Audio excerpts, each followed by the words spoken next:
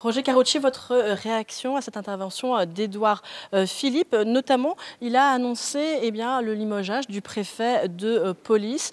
Le fait est qu'il y a eu des défaillances dans la chaîne de commandement.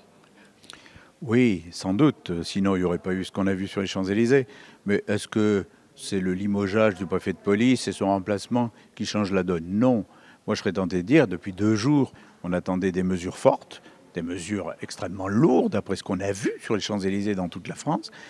Je suis un peu déçu, c'est tout ça pour ça, si j'étais shakespearien, ou beaucoup de bruit pour rien.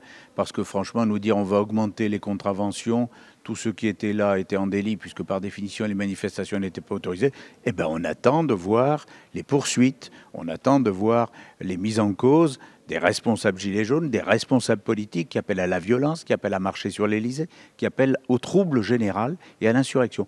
Quand est-ce que ces gens vont être mis en cause? On attend, parce que pour le moment, ça fait des mois qu'on le dit et ça fait des mois qu'on nous regarde.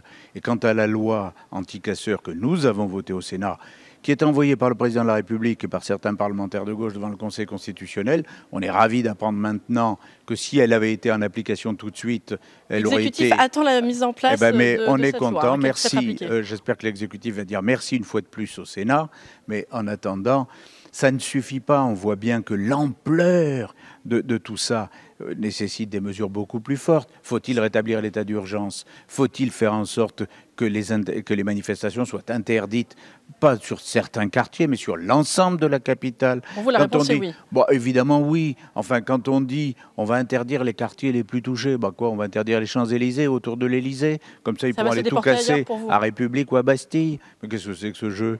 Il faut interdire les manifestations, et interpeller ceux qui appellent sur les réseaux sociaux à des manifestations interdites, illégales, non autorisées. Quand est-ce qu'on va rétablir l'ordre?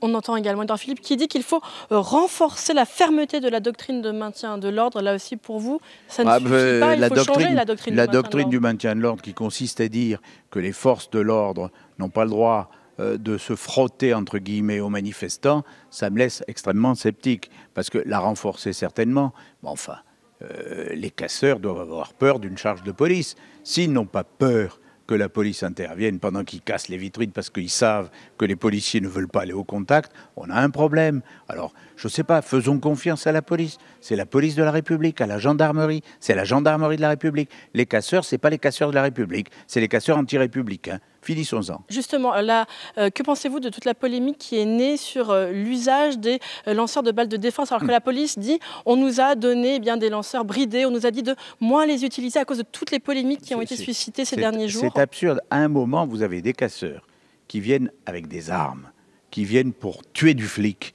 Et de l'autre côté, vous dites aux policiers, alors non seulement vous n'utilisez pas vos armes, les armes létales, non, mais même les lanceurs, même les LBD, il faut surtout pas les utiliser, au moins les utiliser. Qu'est-ce qu'ils fassent? Il faut qu'ils aillent dans les manifs face aux casseurs avec leurs mouchoirs. Enfin, à un moment, ça va rétablir l'ordre, ça a des conséquences. Les casseurs doivent savoir qu'ils prennent des risques. Est-ce que vous jugez que Christophe Castaner a failli dans sa mission de ministre de l'Intérieur? Moi, je ne porte aucun jugement sur le ministre de l'Intérieur. Est-ce qu'il a fait, il n'a pas fait le job? Attendons d'avoir les résultats. On a jugé que le préfet de police n'avait pas fait le job. Alors, Le Sénat entendra demain et Castaner et Bruno Le Maire. Il y aura des questions à Castaner sur la doctrine du maintien de l'ordre, la réalité du maintien de l'ordre à Paris et dans l'ensemble du pays. Il faudra répondre. Mais c'est vrai qu'il y a une responsabilité politique maintenant du gouvernement. Le gouvernement, le président de la République sont chargés du maintien de l'ordre et de l'ordre républicain dans ce pays. Oui ou non, est-ce qu'on va retrouver des samedis normaux? Oui ou non, est-ce que les citoyens de la République, les 67 millions d'habitants, sont pris en otage par 40 000 gilets jaunes? Oui ou non? Voilà. Merci beaucoup, Roger Carucci, pour votre réaction.